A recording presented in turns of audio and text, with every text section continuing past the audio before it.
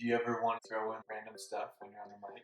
I do, but I have a hard time portraying like my humor, and I'm kind of a more serious kind of person, so it might come off more serious than it needs to be. So it might worry people. I thought of it, but I can't think of anything to joke about on it. It'd be funny. It's just you have to find the right joke, and if you're delayed at all and passengers are kind of angry or upset, then it might not be the right time. You're joking and you should be flying the airplane or something like that. Have you ever worried that you're going to get sick of your job by going to the same place every single day? Well, you could be a pilot. That way you don't get sick of going to the same place, since you could just fly somewhere new. I recently interviewed a pilot, and I asked him all the questions that I figured someone would want to know the answer to if they are interested in becoming a pilot. And I learned a lot, such as what you can do now in order to prepare to become a pilot, what to do once you're done with your schooling in order to become an airline pilot, and the skills you need in order to be a successful pilot, as well as much more. So that you know, there are timestamps in the description below. That way you can jump ahead to the parts of this interview that are the most helpful to you. And make sure to stick around to the end of the video. I will share with you the personality type of the pilot that I interviewed. And why that matters is because if you have a similar personality type, you could have a happy career as a pilot as well. Let's get to it. All right, so I'm Jared Fuller, first officer at Endeavor Air, and I've been a first officer for 6 months now.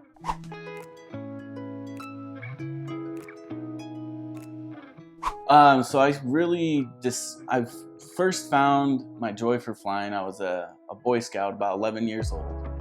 My leader was a pilot for Delta or Alaska. I think it was Delta.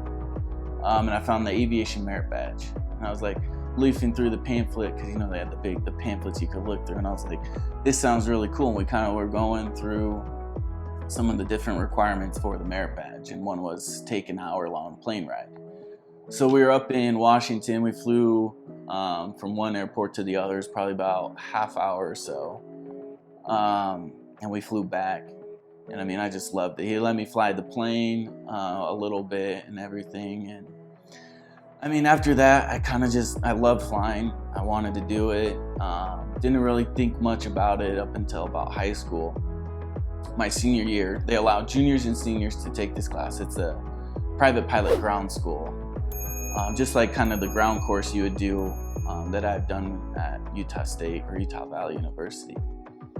And we kind of did that ground school. We had about 6 hours of flying in an airplane and probably 20, 30 hours in the simulators they had. And that kind of just cemented the fact that, yes, I love doing this. I wanted to be a pilot. It's been in the works for about 15, 16 years now.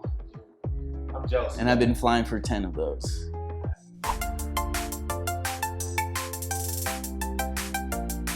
Oh, no doubt it's going to be Danger Zone by Kenny Loggins.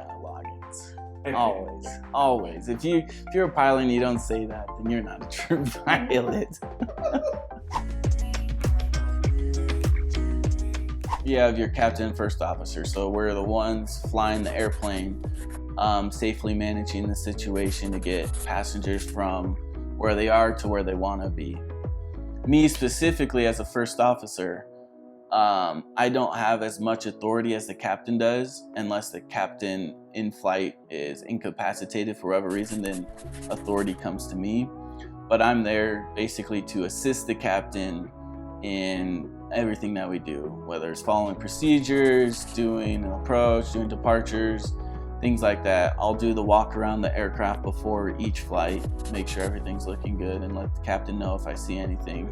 And really just there to assist the captain. We switch off who's flying each time, but the person who has the authority over the aircraft is the captain, so he has a little bit more on his shoulders, and I'm there kind of to ease the burden, I guess you could say, of him helping him make decisions.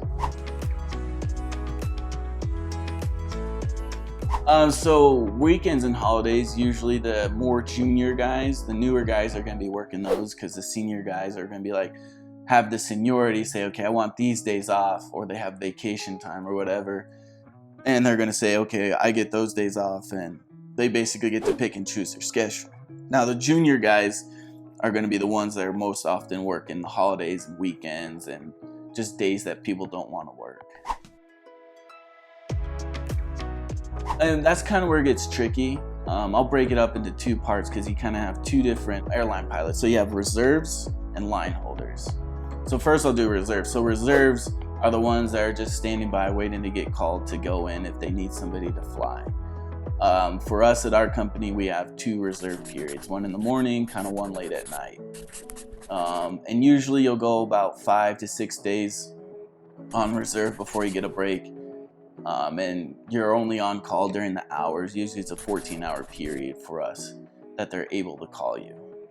Starts usually 5 in the morning to 7 at night, and then 10 o'clock to midnight are the 2 periods. And then you have kind of your line holders. The line holders are the guys that are always flying the planes. These are the people you see at the airport all the time. So they'll start a trip. Usually it's a 4 or 5 day trip, sometimes a 6 day, but usually you're gonna see 4 or 5 days, sometimes 3. But they'll typically start their day kind of later in the day, probably 2, 3, 4 o'clock, sometimes maybe 6 or 7 at night, but most likely in the mid to early afternoon. And they'll go and they'll do 2 or 3 legs that first day, maybe 4, and then they'll stop and wherever they end up, they'll spend the night there, and then they'll do that for another 2 or 3 days. So, and they're gone during that whole time.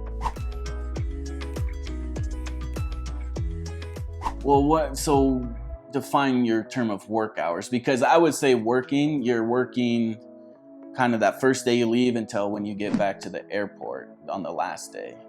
But in each individual day, you'll probably fly 4 to 6 hours in one day. On our trips, I'm on a smaller airplane and we only fly 50 people around, and it's not as big as the other plane we fly. So we're only doing about an hour max between the cities that we fly to. Sometimes we'll go an hour and a half, but usually we'll do those shorter legs and we'll do 4 or 5 of those in a day. So we're flying typically anywhere from 4 to 6 hours in a day, and then we're on a layover for 12 to 18 hours usually. You don't really focus on how many hours you work. No, because I'm gone 4 or 5 days a week. In March, when I was actually flying the line, is what we call when you're a line holder, I was working Thursday through Sunday. Those were my trip days, or Wednesday through Sunday.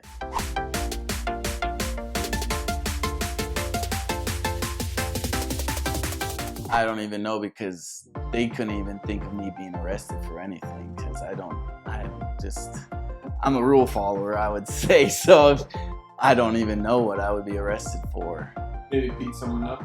Yeah, I mean, that'd probably be the only thing, if anything. They deserve it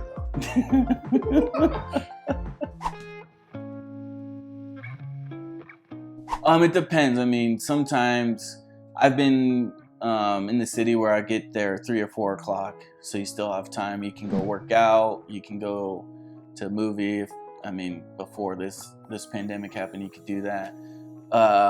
You could do basically anything you wanted, as long as you were not tired the next morning when you're flying, because if you get in early, you're leaving early. When we have 3 or 4 o'clock arrival times in our city, we have a show time of 5:30, 6 o'clock.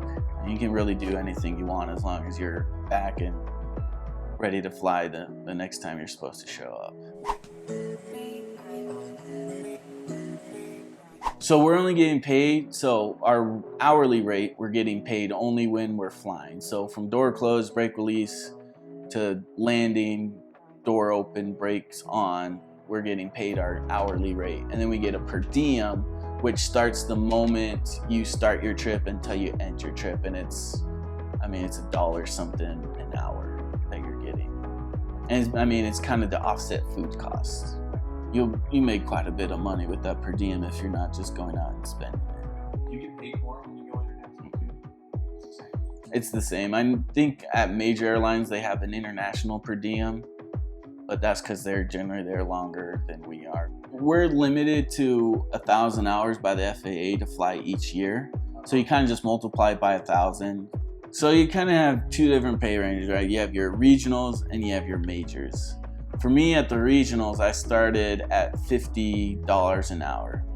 So starting out, most regionals are between 40 and 50. Kind of the low end would be the high 30s. But then once you jump up to captain, that's when you get the pay bump, really. So like a third year first officer will be making about $60, $70 an hour. Whereas if you jump up to captain at that point, you'll be making about $90, $95 an hour. And then so on and so forth from there. And it just keeps increasing year to year. And then at the majors, most majors starting first officers are about $80 to $90 an hour. These are major. Yeah, so majors is gonna be your Alaska or Delta, American, United, kind of the bigger airlines. The legacy airlines is what some people call them. First officers there start about between 80 and 90. And then second year after that, you're jumping up to about $130, $140 an hour, and it just goes from there. I mean, they top out at a captain about high 300s. I mean, there's a whole website that lays out all the salary and stuff. So just strictly flight training usually runs anywhere from $70,000 to $100,000, because your flight program fees are really kind of set in stone. They don't change much year to year. It's really the tuition that's gonna get you when you start going through a university. So there's kind of a couple different routes you can take. There's Part 61 and Part 141, and this just depends.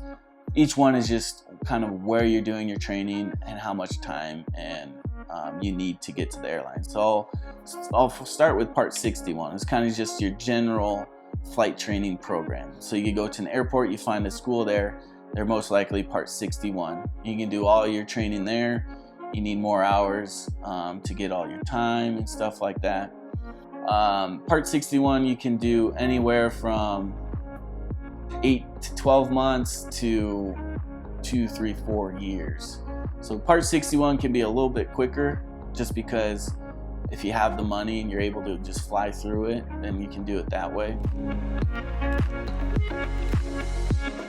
So, and then I'll go to Part 141. So 141 is your schools, kind of like UVU, Utah Valley University. You have Embry-Riddle, you have North Dakota. These are your 141 schools where they have an approved syllabus through the FAA. You can get kind of reduced hours. UVU is a 4-year or 2-year program now. They've changed their syllabus around, where you can get all your certificates up to certified flight instructor in 2 years.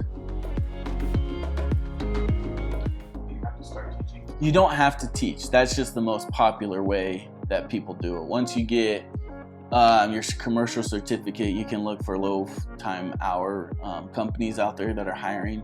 I know people do kind of aerial survey where they'll go and kind of just go fly back and forth for 12 hours a day to do that, or pipeline patrol where they need it. I looked into one at Grand Canyon Airlines where they do the Grand Canyon tours. That's kind of a lower time. You can find a cargo job. I know people that went up to Alaska to fly cargo up there to get their hours. It's just that certified flight instructor is kind of the easiest and most popular way. And I mean, I would recommend it. I learned so much when I started teaching students. And you kind of really start to really understand all of the regulations and stuff that the FAA has set. The difference between Part 61 and Part 141 is the total time you need to get to the airlines. The Part 141 allows you to get to the airlines with 1,000 hours and get your restricted ATP. Whereas Part 61, you need 1,500 hours to get to the airlines and get your ATP.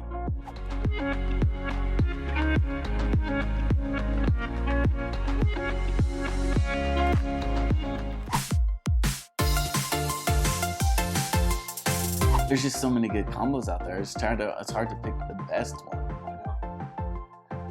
Name a few if you want. I mean, one's obviously going to be like wings and the Super Bowl. Those always, I mean, it's just a given. A hot summer day and barbecue. It's nice cold root beer or something like that and bottle. Yeah, I would say probably one of those two. Right on. Nothing better. So this has actually changed dramatically in the last 2 or 3 months with the pandemic going on. Because before it was, we're gonna have a pilot shortage. We need about 100,000 pilots each year to kind of cap off of the pilots retiring. And it was just a huge outlook, right? Like you said, now 5 to 10 years, it's kind of muddy, right? We don't know what it's gonna look like. We have to see kind of how the airlines are gonna recover from this. But yeah, I would say 5 to 10 years probably, I would say it's gonna smooth out. I don't know if it's gonna cause as dramatic of a pilot shortage as they were expecting. But I would say it's still a brighter outlook. So, I mean, it's starting, people are starting to travel again. It's just too hard to predict what they're gonna do in a couple years from now.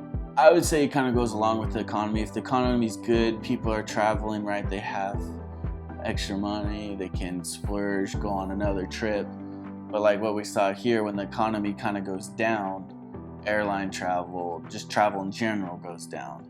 So if we really have an economic turn down, then aviation industry usually follows. I really just love flying. There's nothing else I'd rather do. I like going to different places, but if there's anything that I would say I love, it's just flying, just getting up in the air and flying. There's nothing to say, oh, this is what made me love to fly. I mean, the things that I've noticed about pilots is they just want to be up in the air in a plane flying.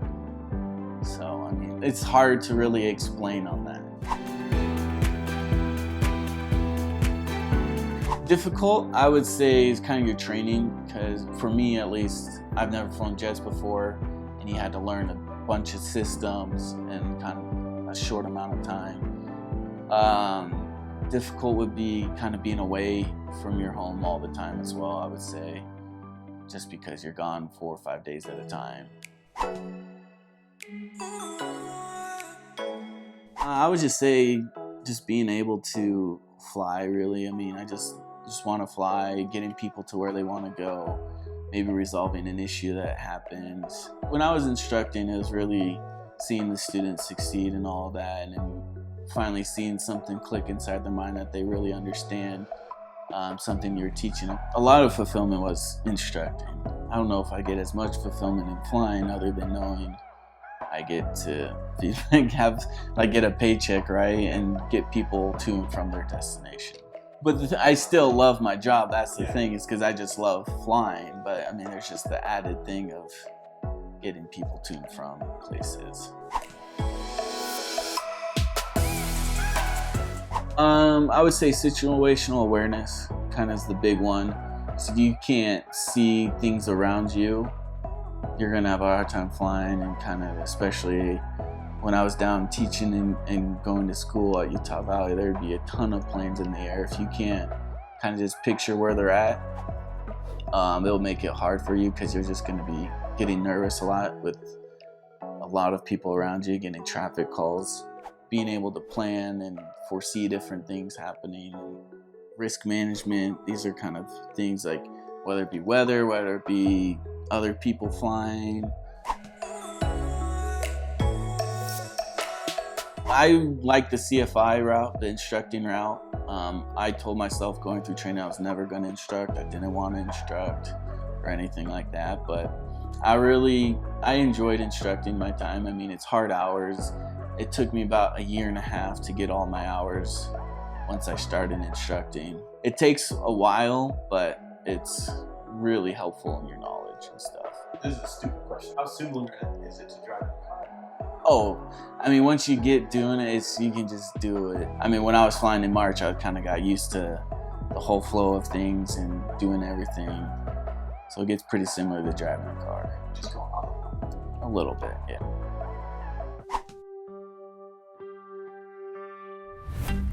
Main thing, I would say, start saving your money. It's a very expensive hobby, and if you really get into it, then you need all your different ratings and certificates, and that can get expensive.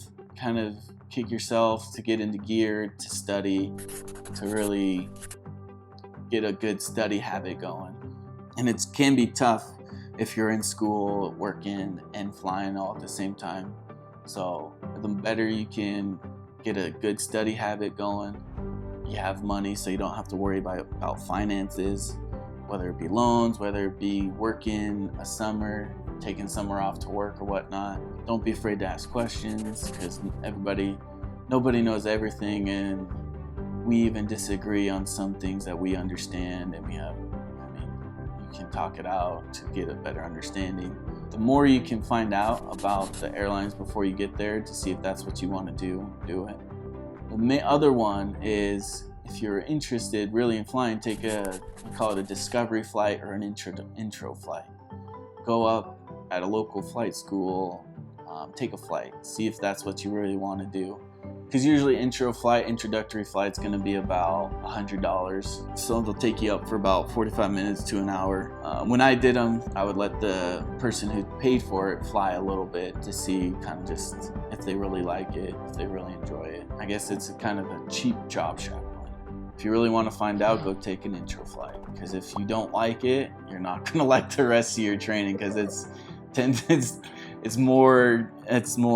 harder, it's more intensive. So, there's a lot of stuff you have to learn. I first want to say thank you to Jared. The time that pilots have at home is valuable since they're away from home so much. And I really appreciate Jared taking the time for our interview. As promised, here's Jared's personality type. Now, if you don't know what this personality means, make sure to check out my other video, where I share 2 tools that you can use in order to learn more about yourself. Understanding your personality type is an excellent resource to help you find a satisfying career.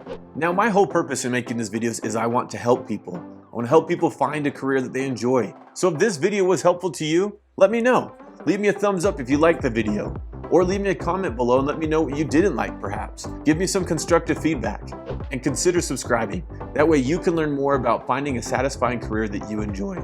Thank you so much for watching.